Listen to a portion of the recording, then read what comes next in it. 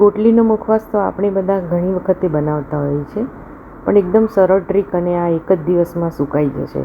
હાથથી કાપવાની ઝંઝટ પણ નહીં અને એટલો જ પાતળો, અને એની સાથે સરસ મજાનો ગોટલી અને તલનો મુખવાસ પણ બહુ સરસ રીતે થાય છે. તમે ટ્રાય કરજો બધી જ ટિપ્સ સાથે અને કેવી રીતે આ મુખવાસ બનાવો.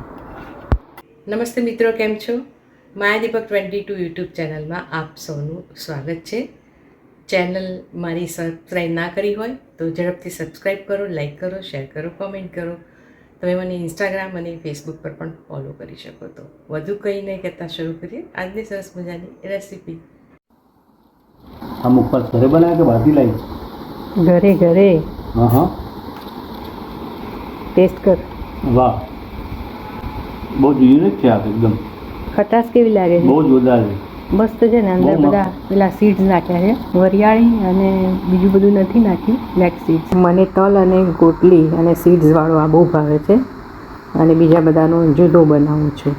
ગોટલીનો મુખવાસ બનાવવા માટે જનરલી આપણે કેરીના ગોટલાને તડકે સુકાય પછી ગોટલી કાઢતા હોઈએ છીએ, પણ આ જે કેરીઓ વેચે છે ને એ બેને શીખવાડ્યું કે જ્યારે પણ લીલા ગોટલા હોય તો બાટ ઉપર એને ઊભો મૂકીને બીજા વજનવાળી વસ્તુ, બાટ ન હોય તો પણ ચાલે, બીજા બાટથી ટીચવાની, બહુ ફટાફટ ગોટલીઓ નીકળી જશે. તો મિત્રો, ચુંદા અને બીજી બધી કેરી માટે ઘણી બધી કેરી લીધી, એટલે આ બેને મને ત્યાંથી જ એની ગોટલીઓ કાઢી આપી. અને ગોટલી જ્યારે પણ તમે લાવો ત્યારે સરસ રીતે એને ધોઈ નાખવાની છે, કારણ કે માટી પણ હોય છે અને બધું ઉપર ધૂળ હોય એ પણ નીકળી જાય. તો મેં 2 ફાડચા કરી લીધા છે ને પાણીમાં લગભગ 15-20 મિનિટ ડુબાડી રાખી છે. ડુબાડ્યા પછી એને નિતારીને કુકરમાં લઈ લેવાનું છે. કુકરમાં પાણી ઉમેરવાનું છે, ત્યારબાદ જરૂર મુજબની ગોટલી ઉમેરવાની. જો વધારે હોય તો થોડી બેચમાં તમારે બાફવા મૂકવાની, અને મોટું કુકર હોય તો મોટામાં તમે બાફી શકો છો. હવે આવી રીતે પાણીની અંદર ઉમેર્યા પછી જરૂર મુજબ મીઠું ઉમેરવાનું અને થોડી હળદર ઉમેરવાની.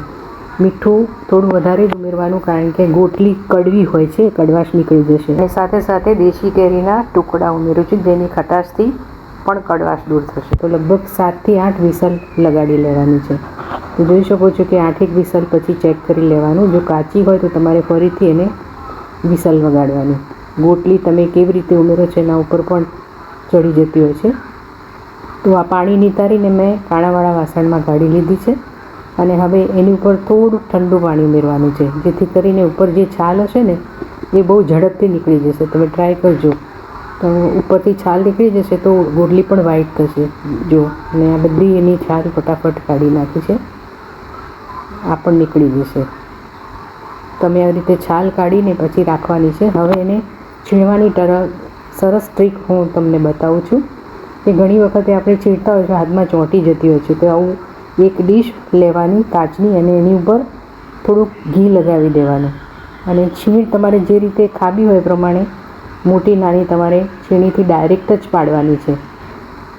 પણ આવી રીતે શું હોય છે કે આપણે ડીશો વધારે ભરાય છે, તો આ એક સ્ટાઇલ મેં તમને બતાવી કે આવી રીતે પણ તમે 4-5 થાળીમાં કરીને સૂકવી શકો છો.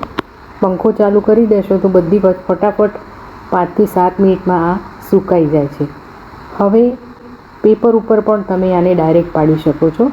પેપર પાથરી અને એની ઉપર પતરણ જે મુજબ જોઈએ એ પ્રમાણે તમારે ડાયરેક્ટ જ પાડવાની છે. પાડીને ભેગી કરીને સૂકવવાની નથી, નહીં તો ચોંટી જશે, કારણ કે ગોટલી ચીકણી હોય છે. હવે છૂટી પાથરી દેવાની. પંખો ચાલુ કરશો તો ફક્ત 7 થી 8 મિનિટમાં ડ્રાય થઈ જશે, અને એને સહેજ ફેલાવી દેવાની. તો મેં આવી રીતે પંખા નીચે મૂકી દીધી છે અને પેપરમાં તમને બતાવી. અને પેપરમાં ન કરવી હોય તો સરસ મજાનું કોટન કપડું હોય એના ઉપર આવી રીતે છૂટી તમારે કતરણ કરવાની છે, અને પંખો ચાલુ રાખવાનો છે. તો મેં ઝીણી કતરણ કરી દીધી છે. અને બીજી આપણે જે વેફર પાડીએ છીએ એ વેફરની જે સ્લાઈસ હોય એમાં ગોટલીને ઊભી રાખી અને આવી રીતે કતરણ પાડવાની છે. તો પાતળી પણ થશે અને લાંબી પણ થશે, અને આ પણ ઝડપથી સુકાઈ જાય છે. આને પણ પંખા નીચે સૂકવશો તો ફટાફટ થઈ જશે, અને પછી ત્યારબાદ એક હાથ ફેરવી દેવાનો. પંખા નીચે લગભગ 7 થી 8 મિનિટમાં સુકાઈ જાય એટલે સહેજ એને ઊંધી સીધી કરી નાખવાની છે, અને તરત થાળીમાં લઈને તડકે મૂકવાની, જેથી કરીને અંદર થોડું ઘણું પણ જે મોઇશ્ચર હોય એ નીકળી જાય. અને આ એક જ દિવસમાં ગોટલી તૈયાર થઈ જાય છે. અને ઝીણી હોય છે એટલે તમે કોઈપણ મુખવાસમાં પણ ઉમેરી શકો, અને 12 મહિના સુધી એને સ્ટોર પણ કરી શકો છો. સહેજ પણ બગડતી નથી. આ જે મોટી સ્લાઇસ કરી એ પણ એટલી પાતળી થાય છે ને સુકાઈ જાય છે. કઢાઈમાં ઘી લેવાનું છે. તેલ લેશો તો સ્મેલ આવશે, તો ઘીમાં જ આને સરસ મજાની શેકી લેવાની છે. થોડોક સંચળ પાવડર અને મરી પાવડર. જો તમે ઉપવાસમાં ખાવા માગતા હોય તો તમારે સિંધવ મીઠું ઉમેરવાનું અને મિક્સ કરી લઈએ છીએ. ધીરા તાપે એને 2 થી 3 મિનિટ ચડવશો તો સરસ રીતે મસાલો પણ મિક્સ થઈ જશે અને સરસ લાગશે ટેસ્ટમાં. તો આ ઝીણી કતરણવાળી પણ મેં એવી રીતે ઘી લીધું છે, મરી પાવડર અને સંચળ પાવડર. આમાં પણ તમે અગેન સિંધવ મીઠું ઉમેરી શકો છો. ધીરા હાથે એને મિક્સ કરી લઈએ છીએ જેથી ભાગી ન જાય. આ છીણ એટલી બધી સરસ લાગે છે અને તલનો મુખવાસ જે બહારથી લાવીએ છીએ એમાં આ મિક્સર હોય છે, પણ તમે ઘરે બનાવો તો બહુ સરસ થાય છે. જો આ બીજી પણ મેં બનાવીને તૈયાર કરી લીધી છે 12 મહિના સ્ટોર કરવા માટે. તો હવે કેરીનું ખાટું પાણી મારી પાસે વધેલું થોડુંક જ હતું એટલે મેં એમાં લીંબુ નીચેવું. ઘણી વખતે આપણે લીંબુમાં મુખવાસ બનાવતા હોય છે, પણ કેરીનું પાણી હોય તો આ રીતે સરસ લાગે છે.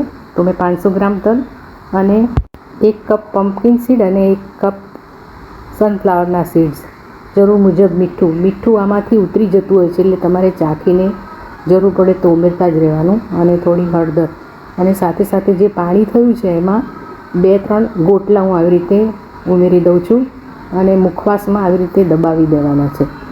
દબાવી દેશો તો એની ખટાશથી આ મુખવાસ બહુ સરસ થશે. અત્યારે લીંબુ મોંઘા પણ હોય છે એટલે તમે આ ખાટા પાણીમાં બનાવશો તો સરસ થશે. 6 થી 7 કલાક પછી એને ચેક કરી લેવાનું છે. બધું મસાલો અને ખટાશ ચડી ગઈ છે. ગોટલાને દૂર કરી લેવાના છે અને કાણાવાળા વાસણમાં વધારાનું પાણી કાઢી લેવાનું છે. હવે આને તમે ઘરમાં પંખો ચાલુ કરીને સૂકવી દેશો તો મોટાભાગનું સુકાઈ જશે તરત જ 10 થી 15 મિનિટમાં.